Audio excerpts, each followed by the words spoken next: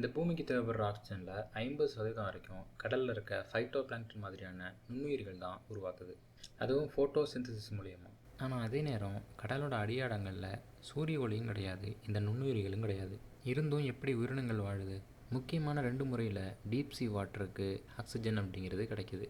ஒன்று ocean current, இன்னொன்று dark oxygen.